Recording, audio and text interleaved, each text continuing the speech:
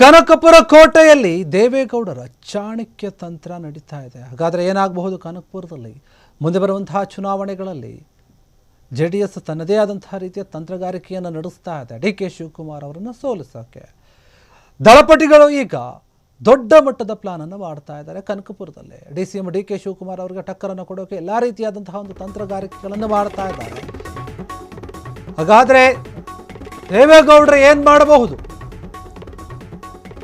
D K ಶಿವಕುಮಾರನ್ನು ಸೋಲಿಸಲು ದಳಪತಿಗಳು ಏನಿದ್ದಾರೆ big plan ಅನ್ನು ಮಾಡ್ಕೊಳ್ತಾ ಇದ್ದಾರೆ. 2028ರ ಚುನಾವಣೆಗೆ ಈಗಿನಿಂದಲೇ ಗೌಡರ ಕುಟುಂಬ ತಯಾರಿ ಆಗ್ತಾ ಇದೆ.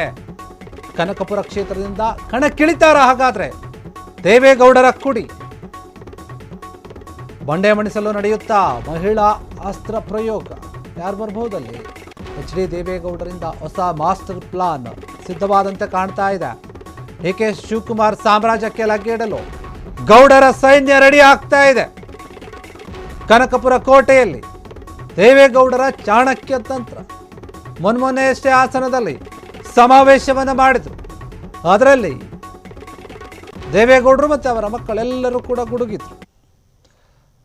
JDS ಪಕ್ಷದ ಶಕ್ತಿ ಇನ್ನೂ ಕೂಡ ಕಡಿಮೆ ಆಗಿಲ್ಲ, ನಾವು ಸುಮ್ಮನೆ ಇಲ್ಲ, ಮುಂದಿನ ಚುನಾವಣೆಯಲ್ಲಿ ಯಾವ ರೀತಿಯಾಗಿ ಎದ್ದು ಬರ್ತೀವಿ ನೋಡಿ, ನಮ್ಮ ಬಗ್ಗೆ ಮಾತನಾಡಿದವರನ್ನು, ನಮ್ಮ ಸೋಲನ್ನು ನಿರೀಕ್ಷೆ ಮಾಡ್ತಾ ಇದ್ರಲ್ಲ ಅವ್ರಿಗೆಲ್ಲರಿಗೂ ಕೂಡ ತಕ್ಕ ಪಾಠವನ್ನು ಕಲಿಸ್ತೀವಿ ಮುಂಬರುವಂತಹ 2028ರ ಚುನಾವಣೆಯಲ್ಲಿ ಅಂತ ಹೇಳಿ ಸಮಾವೇಶದಲ್ಲಿ ದೊಡ್ಡ ಮಟ್ಟದ ಮಾತುಗಳನ್ನು ಆಡಿದ್ರು. ಮತ್ತು ಪಕ್ಷದಲ್ಲೇ ಇದ್ದುಕೊಂಡು ಹೋಗಿ ಏನು ಯಾರೋ ಕೆಲವೊಂದೇನು ದ್ರೋಹದ ಅದು ಇದು ಮಾತುಗಳನ್ನು ಆಡಿದ್ರು.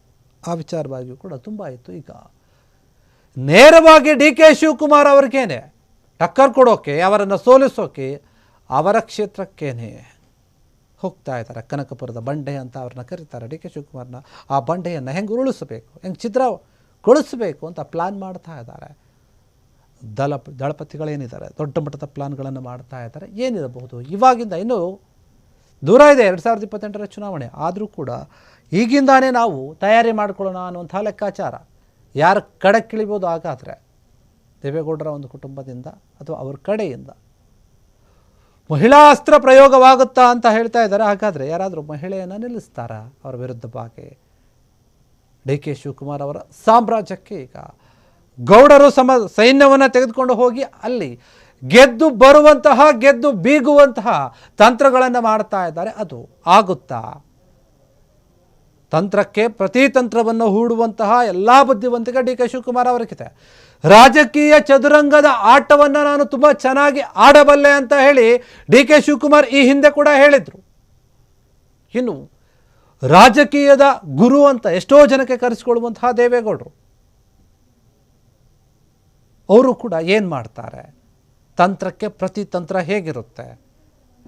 ರಾಜಕೀಯ ದಿಗ್ಗಜರ ಕಾಳಗ ಆದರೆ ಅವರವರ ಪ್ಲಾನ್ಗಳು ಅವರವರಿಗೆ ಸಂಬಂಧಪಟ್ಟ ಹಾಗೆ ಏನಾದರೂ ವರ್ಕೌಟ್ ಆದರೆ ಯಾರಿಗೆ ಸೋಲು, ಯಾರಿಗೆ ಗೆಲುವು, ಯಾರ ವರ್ಚಸ್ಸು ಹೆಚ್ಚುತ್ತೆ, ಯಾರದ್ದು ಕಡಿಮೆಯಾಗುತ್ತೆ. JDS ಪಕ್ಷ ತನ್ನದೇ ಆದಂತಹ ರೀತಿಯಲ್ಲಿ ಮುನ್ನುಗ್ಗುತ್ತಾ ಇದೆ. ಎಲ್ಲ ತಯಾರಿಗಳನ್ನು ಅವರು ಮಾಡ್ಕೊಳ್ತಾ ಇದ್ದಾರೆ. ಇನ್ನು ಕಾಂಗ್ರೆಸ್ನಲ್ಲಿರುವಂತಹ ನಾಯಕರು, ಮುಖ್ಯವಾಗಿ ಡಿ ಕೆ ಶಿವಕುಮಾರ್ ಅವರು, ಅವ್ರ ಬಗ್ಗೆ ಮಾತನಾಡುವಂಥ ಅವಶ್ಯಕತೆ ಇಲ್ಲ. ಯಾಕಂದರೆ ಅವರು ಯಾವಾಗಲೂ ಕೂಡ ಅವರದ್ದೇ ಆದಂಥ ಒಂದು ಪ್ಲ್ಯಾನ್ಗಳನ್ನು ಇಟ್ಕೊಂಡಿರ್ತಾರೆ. ಪ್ಲಾನ್ A, B ಆ ರೀತಿಯಾಗಿದ್ದೇ ಇರುತ್ತೆ. ಈಗ ಏನು ಮಾಡಬಹುದು ದೇವೇಗೌಡರು ಡಿ ಕೆ ಶಿವಕುಮಾರ್ ಅವರನ್ನು ಸೋಲಿಸೋಕ್ಕೆ? ಕನಕಪುರದಲ್ಲಿ ಏನಾಗುತ್ತೆ? ಆ ಕ್ಷೇತ್ರದಲ್ಲಿ ಯಾರನ್ನ ಕಳಕ್ಕಿಳಿಸ್ತಾರೆ? ಹಾಗಾದರೆ ಚನ್ನಪಟ್ಟಣ ಸೋಲಿನ ಸೇಡು ತೀರಿಸಿಕೊಳ್ಳಲು ಗೌಡರ ಫ್ಯಾಮಿಲಿ ಏನಿದೆ ಸ್ಕೆಚ್ ಆಗ್ತಾ ಇದ್ದಾರೆ. ಡಿ ಕೆ ಬ್ರದರ್ಸ್ಗೆ ಸೋಲುಣಿಸಲು ದೊಡ್ಡ ಗೌಡರಿಂದ ಮೆಗಾ ಪ್ಲಾನ್ ನಡೀತಾ ಇದೆ. ಯುಗಾದಿ ನಂತರ ಬದಲಾಗಲಿದೆಯಾ ರಾಜಕೀಯ ಚಿತ್ರಣ? ರಾಜಕೀಯದ ಚಿತ್ರಣ ಏನಾಗುತ್ತೆ? 2028ಕ್ಕೆ ಕನಕಪುರದಲ್ಲಿ ದೇವೇಗೌಡರ ಮಗಳು ಅನಸೂಯ ಕಣಕ್ಕಿಳಿತಾರ? ಕುಟುಂಬದೊಂದಿಗೆ ಗೌಡರು ಮಾತುಕತೆ ನಡೆಸಬೇಕಂತ ಮಾಹಿತಿ ಇದೆ. ಅಂದರೆ ಮಾತಾಡಿದ್ದಾರೆ ಅಂತ ಚನ್ನಪಟ್ಟಣ ಸೋಲನ್ನ ತೀರಿಸಿಕೊಳ್ಳುವಂತಹ ಯೋಚನೆಯನ್ನು ಏನಾದರೂ ಮಾಡ್ತಾ ಇದ್ದಾರೆ ಅಂತ ಡಿ ಕೆ ಶಿವಕುಮಾರ್ ಮತ್ತು ಡಿ ಕೆ ಸುರೇಶ್ ಈ ಇಬ್ಬರು ಡಿ ಕೆ ಬ್ರದರ್ಸನ್ನು ಸೋಲಿಸೋಕೆ ಪ್ಲಾನ್ ಮಾಡಿದ್ದಾರೆ ಅಂತ. ದೇವೇಗೌಡರ ಮಗಳನ್ನು ಅನಸೂಯ ಅವರನ್ನು ಕಣಕ್ಕಿಳಿಸ್ತಾರ? CN ಮಂಜುನಾಥ್ ಅವರ ಪತ್ನಿ ದೇವೇಗೌಡರ ಮಗಳು. ಈ ಹಿಂದೆ BJPಯಿಂದ ಸ್ಪರ್ಧೆ ಮಾಡಿದರು. CN ಮಂಜುನಾಥ್ ಟಿಕೆಟ್ ಕೊಟ್ಟಿದ್ರು ಅವ್ರಿಗೆ. ಅವರು ಗೆಲುವು ಕೂಡ ಸಾಧಿಸಿದರು. ಡಿ ಕೆ ಸುರೇಶ್ ಅವರಿಗೆ ಸೋಲಾಯಿತು. ಅವ್ರ ಸ್ಥಾನದಲ್ಲೇ ನಿಂತ್ಕೊಂಡಿದ್ರು, ಅವರ ಕ್ಷೇತ್ರದಲ್ಲಿ ಪೈಪೋಟಿಯಾಗಿ. ಎಲ್ಲೋ ಒಂದು ಕಡೆ ದೊಡ್ಡ ಮಟ್ಟದ ನಿರೀಕ್ಷೆ ಇತ್ತು, ಇಲ್ಲ ಡಿ ಕೆ ಸುರೇಶ್ ಅವರು ಗೆಲ್ತಾರೆ, ಯಾಕಂದರೆ ಅನೇಕ ಬಾರಿ ಗೆದ್ದು ಬಂದಿದ್ದಾರಲ್ಲ. ಸಿ ಎನ್ ಮಂಜುನಾಥ್ ಅವರು ಈಗ ತಾನೇ ಬಂದಿರುವಂಥದ್ದು, ಅವ್ರು ಗೆಲ್ತಾರೋ ಸೋಲ್ತಾರೋ ಅಷ್ಟೊಂದು ಜನಮತ ಸಿಗೋದು ಕಷ್ಟ ಅಂತ. ಆದರೆ ಸಿ ಎನ್ ಮಂಜುನಾಥ್ ಅವರಿಗೆ ಇದ್ದಂತಹ ಜನಪ್ರಿಯತೆ, ಅವರು ಮಾಡಿದಂತಹ ಒಳ್ಳೆಯ ಕೆಲಸಗಳು, ಸಮಾಜಮುಖಿ ಕೆಲಸಗಳು ಎಲ್ಲವೂ ಕೂಡ ಕೆಲಸ ಮಾಡ್ತು. ಜನ ಪಕ್ಷವನ್ನು ನೋಡೋದಕ್ಕಿಂತ ಅಲ್ಲಿ ವ್ಯಕ್ತಿಯನ್ನು ನೋಡಿ ಓಟನ್ನು ಮಾಡಿದ್ರು. ಅದು ಮಂಜುನಾಥ್ ಅವರ ಗೆಲುವಿಗೂ ಡಿ ಕೆ ಸುರೇಶ್ ಅವರ ಸೋಲಿಗೂ ಎರಡಕ್ಕೂ ಕಾರಣ ಆಯಿತು. ಈಗ ಡಿ ಕೆ ಶಿವಕುಮಾರ್ ಮತ್ತು ಡಿ ಕೆ ಸುರೇಶ್ ಅವ್ರನ್ನ ಇಬ್ಬರನ್ನೂ ಕೂಡ ಸೋಲಿಸಲೇಬೇಕು, ನಮ್ಮ ಸೇಡನ್ನು ತೀರಿಸ್ಕೋಬೇಕು. ಚನ್ನಪಟ್ಟಣದಲ್ಲಿ ಏನಾಯಿತು ಅದು ಆ ಸೋಲಿನ ಸೇಡನ್ನು. ಹೀಗಾಗಿ ಅನಸೂಯ ಅವರನ್ನೇನಾದರೂ ಕೇಳಿಸುವಂತಹ ಸಾಧ್ಯತೆ ಇದೆಯಾ? ದೇವೇಗೌಡರು ಈ ರೀತಿಯಾಗಿ ಏನಾದರೂ ಯೋಚನೆ ಮಾಡ್ತಾರಾ? ಒಂದು ವೇಳೆ ಕಣಕ್ಕಿಳಿದ್ರೆ ಯಾವ ರೀತಿಯಾಗಿರುತ್ತೆ ಆ ಅಖಾಡ? ಡಿ ಕೆ ಶಿವಕುಮಾರ್ ಅದಕ್ಕೆ ಯಾವ ರೀತಿಯಾದಂತಹ ಪ್ರತಿತಂತ್ರವನ್ನು ಹೂಡುತ್ತಾರೆ? ಇದ್ರ ಬಗ್ಗೆ ಪ್ರಶ್ನೆ ಇದ್ದೇ ಇರುತ್ತೆ.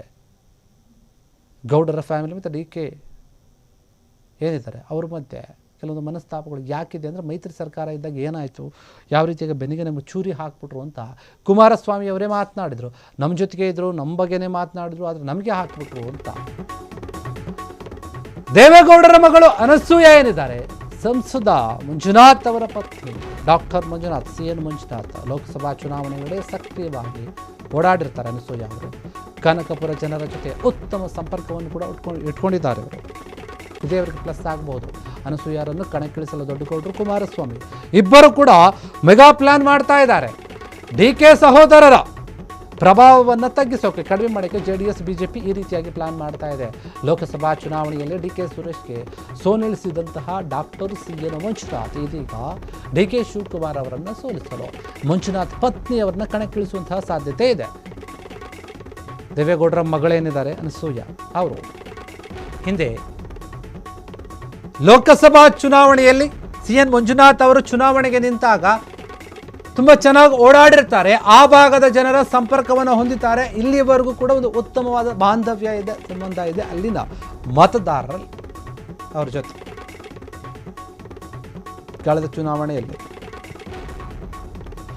ಡಿ ಕೆ ಸುರೇಶ್ ಅವರನ್ನೇ ಏನು ಸೋಲಿಸಿದ್ರು, ಅಲ್ಲಿ ಮಂಜುನಾಥ್ ಅವರಿದ್ರು. ಇಲ್ಲಿ ಅಣ್ಣ ಆಗಿರುವಂತಹ ಡಿ ಕೆ ಶಿವಕುಮಾರನ್ನ ಸೋಲಿಸಬೇಕು ಅಂದರೆ ಅವರ ಪತ್ನಿಯನ್ನು ಕಣಕ್ಕಿಳಿಸೋಣ. ಅದರಿಂದ ಡಿ ಕೆ ಶಿವಕುಮಾರ್ ಅವರಿಗೆ ಸೋಲಾಗಬಹುದು ಅನ್ನುವಂತಹ ಲೆಕ್ಕಾಚಾರ. ಸಿ ಎನ್ ಮಂಜುನಾಥ್ ಅವರು ಮಾಡಿದಂತಹ ಕೆಲಸಗಳು ಅದು ಬೇರೆ, ಇಲ್ಲಿ ಅನಸೂಯ ಅವರು ಮಾಡುವಂಥ ಕೆಲಸವನ್ನು ನೋಡ್ತಾರೆ. ಮತ್ತು ಅವರು ದೇವೇಗೌಡರ ಮಗಳು ಅನ್ನೋದೇನಿದೆ ಅದನ್ನು ನೋಡಿ ಮಾತ್ರ ಓಟ್ ಹಾಕ್ತಾರೋ, ಅಥವಾ ಜನ ಯಾವುದಕ್ಕೆ ಓಕೆ ಅಂತ ಹೇಳ್ತಾರೆ, ಯಾವುದಕ್ಕೆ ಬೆಂಬಲಿಸ್ತಾರೆ? ಡಿ ಕೆ ಶಿವಕುಮಾರ್ ಅವರಿಗೆ ಇರುವಂತಹ ವರ್ಚಸ್ಸು, ಜನಪ್ರಿಯತೆ, ಜನ ಬೆಂಬಲ ಅದೆಲ್ಲವೂ ಕೂಡ ಅನಸೂಯ ಅವರಿಗೆ ಸಿಗುತ್ತಾ ಒಂದು ವೇಳೆ ಕಣಕ್ಕಿಳಿದ್ರೆ, ಚುನಾವಣೆಯಲ್ಲಿ ಸ್ಪರ್ಧೆ ಮಾಡಿದ್ರೆ? ಇಲ್ಲ, ಇದಕ್ಕಿಂತಲೂ ಜಾಸ್ತಿ ಸ್ಟ್ರಾಂಗ್ ಆಗಿರೋರು ಬೇಕು ಡಿ ಕೆ ಶಿವಕುಮಾರ್ ಎದುರಿಗೆ ನಿಲ್ಲೋಕೆ ಅಂತ ಅನ್ನೋದಾದರೆ ಯಾರನ್ನ ಪ್ಲಾನ್ ಮಾಡ್ತಾರೆ? JDS ನಾಯಕರು, BJP ನಾಯಕರು ಎಲ್ಲರೂ ಸೇರಿಕೊಂಡು ಯಾರನ್ನು ಕರೆತಂದು ನಿಲ್ಲಿಸ್ಬೋದಲ್ಲಿ? ಡಿ ಕೆ ಶಿವಕುಮಾರನ್ನು ಸೋಲಿಸುವಂತಹ ವ್ಯಕ್ತಿಗಳು ಯಾರಿದ್ದಾರೆ ಅಂತ ಎಲ್ಲ ಯೋಚನೆಯನ್ನು ಮಾಡ್ತಾ ಇದ್ದಾರೆ. ಈಗ ಅನಸೂಯ ಅವರನ್ನು ಆ ಕಣಕ್ಕಿಳಿಸಬಹುದು. ಸಿ ಎನ್ ಮಂಜುನಾಥ್ ಅವರ ಪತ್ನಿ ಸಂಸದರು ಕೂಡ ಹೌದು ಮಂಜುನಾಥ್ ಅವ್ರೀಗ. ಹೀಗಾಗಿ ಅವರ ಪತ್ನಿಯನ್ನೇ ನಾವು ಕಣಕ್ಕಿಳಿಸಿದ್ರೆ ಇವ್ರಿಗೂ ಜನ ಬೆಂಬಲ ಇದೆ, ಅವ್ರಿಗೂ ಕೂಡ ಅವರೇನು ಸಕ್ರಿಯವಾಗಿ ಓಡಾಡ್ತಾ ಇದ್ದಿಲ್ಲ, ತುಂಬ ಚೆನ್ನಾಗಿ ಎಲ್ಲರ ಹತ್ರ ಒಳ್ಳೆ ಕಾಂಟ್ಯಾಕ್ಟನ್ನು ಇಟ್ಕೊಂಡಿದ್ದಾರೆ. ಆ ಭಾಗದ ಜನರ ಹತ್ರ ಒಳ್ಳೆಯ ಅಭಿಪ್ರಾಯ ಕೂಡ ಇದೆ. ಅವ್ರನ್ನ ಕಣಕ್ಕಿಳಿಸಿದ್ರೆ ಎದುರಾಳಿಯಾಗಿ ಡಿ ಕೆ ಶಿವಕುಮಾರ್ ವಿರುದ್ಧ ಒಂದು ರೀತಿ ವರ್ಕೌಟ್ ಆಗ್ಬೋದು, ಆ ಸ್ಥಾನವನ್ನು ನಾವು ಗೆಲ್ಲಬಹುದು. ಡಿ ಕೆ ಸುರೇಶ್ಗೆ ಹೆಂಗೆ ಸೋಲಾಗಿತ್ತೋ ಮಂಜುನಾಥ್ ಅವರ ವಿರುದ್ಧ, ಈಗ ಡಿ ಕೆ ಶಿವಕುಮಾರ್ ಅವ್ರಿಗೂ ಕೂಡ ಸೋಲಾಗಬಹುದು ಮಂಜುನಾಥ್ ಅವರ ಪತ್ನಿಯಿಂದ ಅನ್ನುವಂಥ ಲೆಕ್ಕಾಚಾರಗಳು ನಡೀತಾ ಇದೆ. ಈಗ ರಾಜಕೀಯವಾಗಿ ಏನಾದರೂ ಆಗ್ಬೋದು, ಯಾವ ನಿರ್ಧಾರಗಳಾದರೂ ಆಗ್ಬೋದು. ಆದರೆ ಯಾರು ಸೋಲ್ತಾರೆ, ಯಾರು ಗೆಲ್ತಾರೆ, ಚುನಾವಣೆಯ ಫಲಿತಾಂಶ ಬಂದ ನಂತರವೇ ಮಾತ್ರ ಗೊತ್ತಾಗೋದು. ಮತದಾರ ಪ್ರಭುಗಳ ಮನಸ್ಸನ್ನು ಹೋಲಿಸೋಕೆ ರಾಜಕೀಯ ನಾಯಕರು ಯಾವ ರೀತಿಯಾಗಿ ಇರ್ತಾರೆ, ಯಾವ ರೀತಿಯಾಗಿ ನಡೆದುಕೊಳ್ತಾರೆ ಅನ್ನೋದು ತುಂಬ ಮುಖ್ಯ ಆಗುತ್ತೆ. ಅಷ್ಟೇ ಅಲ್ಲ, ಜನರಿಗೆ ಸ್ಪಂದಿಸುವಂತಹ ರೀತಿ, ಅಭಿವೃದ್ಧಿಯ ಕೆಲಸಗಳು ಇವೆಲ್ಲವೂ ಕೂಡ ಕಾರಣ ಆಗಿರುತ್ತೆ. ಇದಕ್ಕೆ ಮುಂದಿನ ದಿನಗಳಲ್ಲಿ ಅನಸೂಯ ಅವರನ್ನು ಕಣಕ್ಕಿಳಿಸ್ತಾರಾ? ದೇವೇಗೌಡರು, ಕುಮಾರಸ್ವಾಮಿ ಅವರು ನಿಜವಾಗೂ ಇದನ್ನು ಪ್ಲಾನ್ ಮಾಡಿದಾರಾ? ಅವರು ಮಾಡಿದರೆ ಅಧಿಕೃತವಾಗಿ ಯಾವಾಗ ಹೇಳ್ತಾರೆ? ಚುನಾವಣೆ ಸಮಯದಲ್ಲಿ ಹೇಳ್ತಾರಾ, ಇಲ್ಲ ಏನಾದರೂ ಸುಳಿವನ್ನು ಕೊಡ್ತಾರಾ? ಕಾದು ನೋಡಬೇಕು. ಕ್ಷಣ ಕ್ಷಣದ ಸುದ್ದಿಗಳಿಗಾಗಿ ಫ್ರೀಡಂ ಟಿವಿ ಸಬ್ಸ್ಕ್ರೈಬ್ ಮಾಡಿ, ಲೈಕ್ ಮಾಡಿ ಹಾಗೂ ಫಾಲೋ ಮಾಡಿ. ಹೊಸ ಸುದ್ದಿಗಳ ನೋಟಿಫಿಕೇಶನ್ಗಾಗಿ ಬೆಲ್ ಐಕಾನ್ ಮೇಲೆ ಕ್ಲಿಕ್ ಮಾಡಿ.